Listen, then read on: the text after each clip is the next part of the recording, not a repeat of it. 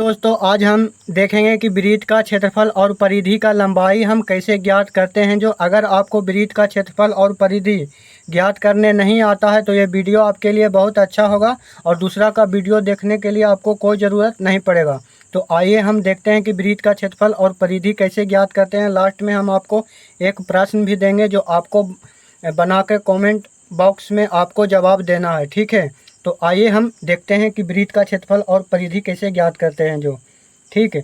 तो यहाँ पर हम देखेंगे कि वृत्त का क्षेत्रफल बराबर फार्मूला होता है पाई आर स्क्वायर। क्या होता है? पाई आर स्क्वायर।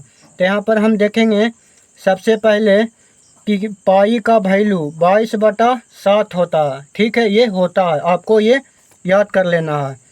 और एक पाई का वैल्यू होता है 3.14। क्या होता है? 3.14 होता है, ठीक है।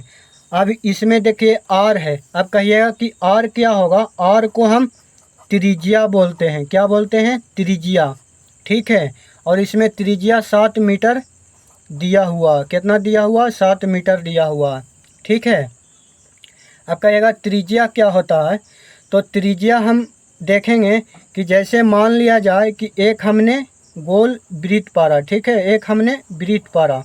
अब इस वृत्त को जब हम पा रहे हैं तो बीच में कोई एक सेंटर होगा, केंद्र होगा, ठीक है। तो इस केंद्र को हम केंद्र बोलते हैं और अंग्रेजी में सेंटर बोलते हैं। इसको ओ से दर्शाते हैं, ठीक है।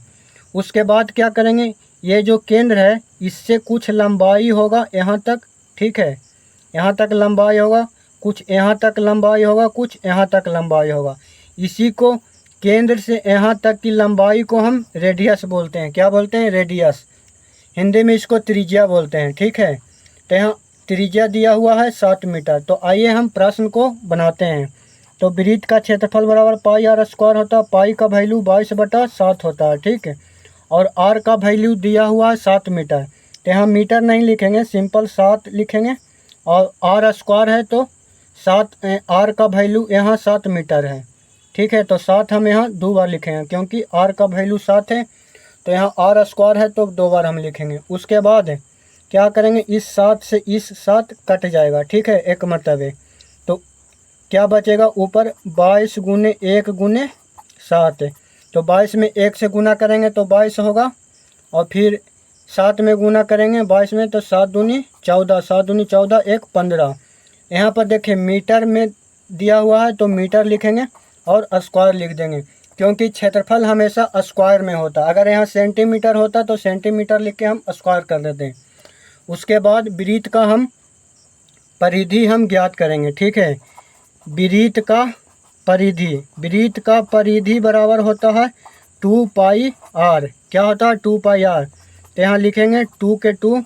अब पाई का वैल्यू 22/7 होता है, ठीक है। और आर का वैल्यू यहाँ दिया हुआ है 7, ठीक है।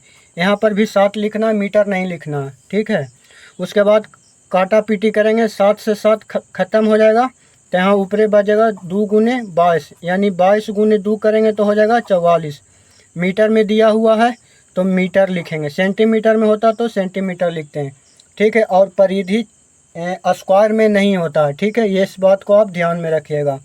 अब आइए समझते हैं कि ये आंसर निकल गया, ठीक है, वृत्त का परिधि। अब समझिए कि परिधि क्या होता है। जैसे कि मान लिया जाए हमने एक वृत्त लिया। क्या लिया? वृत्त लिया, ठीक है। और इस वृत्त को हम काट दिए बीच से। जब हम काटेंगे तो ये वृत्त खुल करके ऐसे कुछ हो जाएगा, ठीक है, लंबाई। इसी लंबाई को वृत्त का परिधि बोलते हैं, यानी ये जो वृत्त है इसका जो पूरा लंबाई को हम परिधि बोलते हैं। आई होप कि ये वीडियो आपको अच्छा से समझ में आया होगा कि वृत्त का क्षेत्रफल और परिधि कैसे ज्ञात करते हैं जो। और लास्ट में हम आपको एक प्रश्न देते हैं, आपको ये बनाना है। वृत्त का क्षेत्रफल एवं परिधि ज्ञात करें जिसका त्रिज्या 21 मीटर दिया हुआ है, ठीक है। और इसका जवाब आपको कमेंट बॉक्स में देना होगा कि ये कैसे बनता है जो, ठीक है। तो वीडियो को लास्ट करते हैं और वीडियो देखने के लिए आपको धन्यवाद।